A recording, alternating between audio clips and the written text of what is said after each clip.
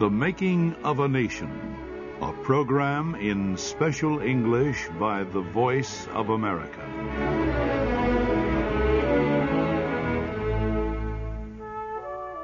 Vice President Calvin Coolidge moved to the White House in 1923, following the death of President Warren Harding. The new president quickly gained the trust of most Americans by investigating the crimes of Harding's top officials, and his conservative economic policies won wide support. Coolidge had 1 year to prove his abilities to the American people before the 1924 election. That election is our story today. Coolidge was a quiet man who believed in limited government policies, but his silence hid a fighting political spirit. Coolidge had worked for many years to gain the White House. He would not give it up without a struggle. Coolidge moved quickly after becoming president to gain control of the Republican Party. He named his own advisers to important jobs, and he replaced a number of officials with people whose loyalty he could trust. Most Republicans liked Coolidge. They felt his popular policies would make him a strong candidate in the presidential election. For this reason, Coolidge faced only one serious opponent for the Republican presidential nomination in 1924. Coolidge's opponent was the great automobile manufacturer Henry Ford of Michigan. Ford had been a Democratic candidate for the Senate in 1918. He lost that election, but after the election, some people in his company began to call for Ford to be the Republican presidential nominee in 1924. Ford was one of history's greatest inventors and manufacturers, but he had limited skills in politics. Ford was poorly educated. He had extreme opinions about a number of groups. He hated labor unions, the stock market, dancing, smoking, and drinking alcohol. But most of all, Ford hated Jews. He produced a number of publications accusing the Jewish people of organizing international plots. At first, Ford appeared to be a strong opponent to Coolidge. But soon he realized that Coolidge was too strong politically. His economic policies were popular among the people, and the nation was at peace. The party could not deny Coolidge's nomination. Ford himself put an end to his chances by telling the nation that it was perfectly safe with Coolidge. Calvin Coolidge won the presidential nomination easily at the 1924 Republican Convention in Cleveland, Ohio. The Republican delegates chose Charles Dawes of Illinois to run with him as the vice presidential candidate. The Democratic Party was much more divided. Many of the groups that traditionally supported Democratic candidates now were fighting against each other. For example, many farmers did not agree on policies with people living in cities. The educated did not agree with uneducated people, and many Protestant workers felt divided from Roman Catholic and Jewish workers. These differences made it hard for the Democratic Party to choose a national candidate. There was little spirit of compromise. Two main candidates campaigned for the Democratic nomination. The first was former Treasury Secretary William McAdoo. McAdoo had the support of many Democrats because of his strong administration of the railroads during the World War. Democratic voters in southern and western states liked him because of his conservative racial policies and his opposition to alcohol. The second main candidate was Alfred Smith, the governor of New York. Smith was a Roman Catholic. He was very popular with people in the eastern cities, Roman Catholics, and supporters of legal alcohol. But many rural delegates to the convention did not trust him. The Democratic Party convention met in New York City. It quickly became a battle between the more liberal delegates from the cities and the more conservative delegates from rural areas. It was July. The heat was intense. Speaker after speaker appealed to the delegates for votes. One day passed, then another. For 9 days, the nation listened on the radio as the delegates argued about the nomination.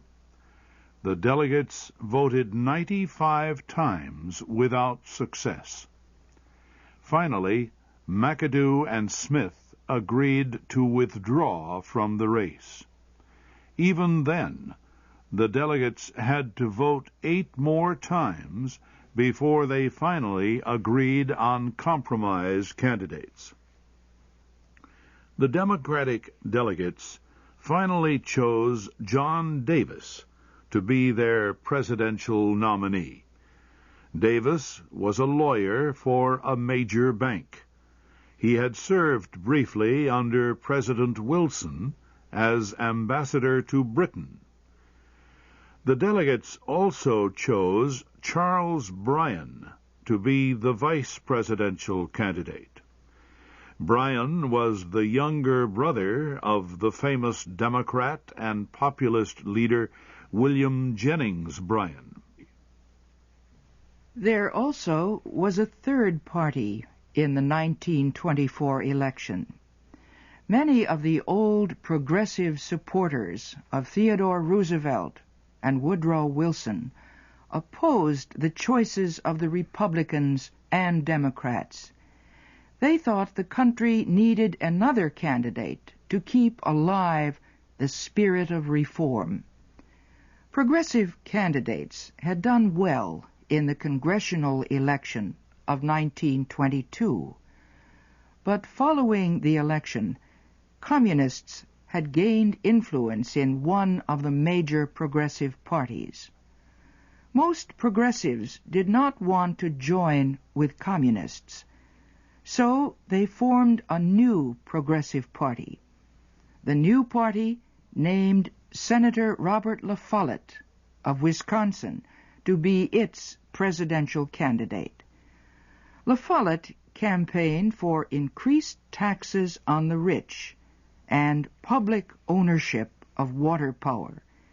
He called for an end to child labor and limits on the power of the courts to interfere in labor disputes. And La Follette warned the nation about the dangers of single large companies gaining control of important industries. Coolidge won the 1924 election easily. He won the electoral votes of 35 states to just 12 for Davis of the Democrats. La Follette won only Wisconsin, his home state. Coolidge also won more popular votes than the other two candidates together. The American people voted for Coolidge partly to thank him for bringing back honesty and trust to the White House following the crimes of the Harding administration. But the main reason was that they liked his conservative economic policies and his support of business. La Follett's Progressive Party died following the 1924 election. Most of his supporters later joined the Democrats, but the reform spirit of their movement remained alive through the next 4 years. They were difficult years for progressives.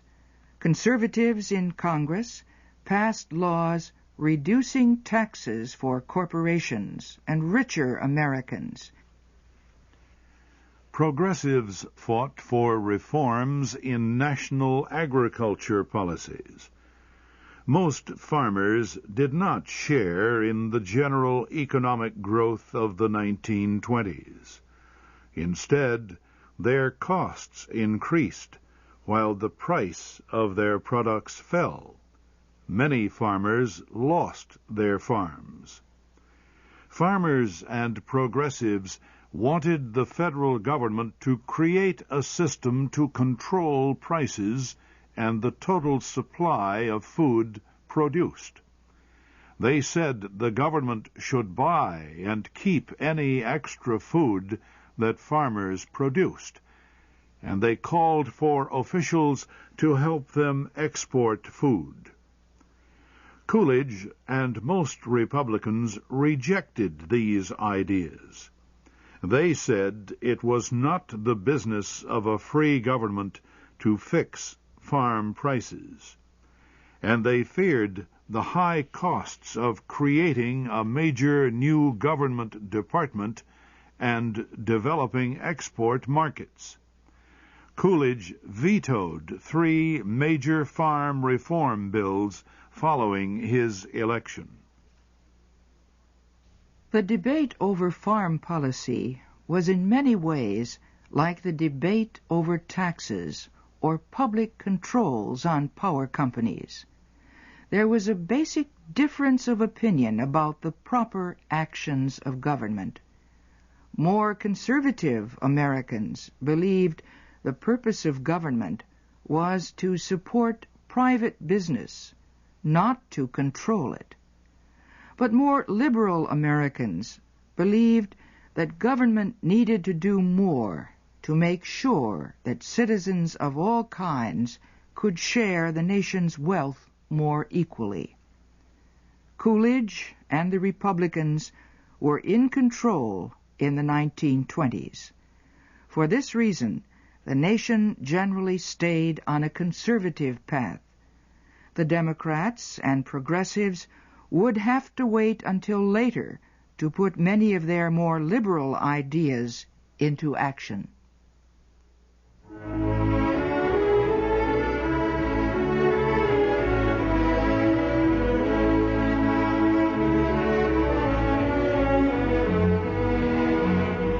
You have been listening to The Making of a Nation, a program in special English.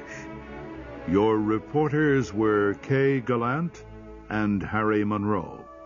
Our program was written by David Jarmel.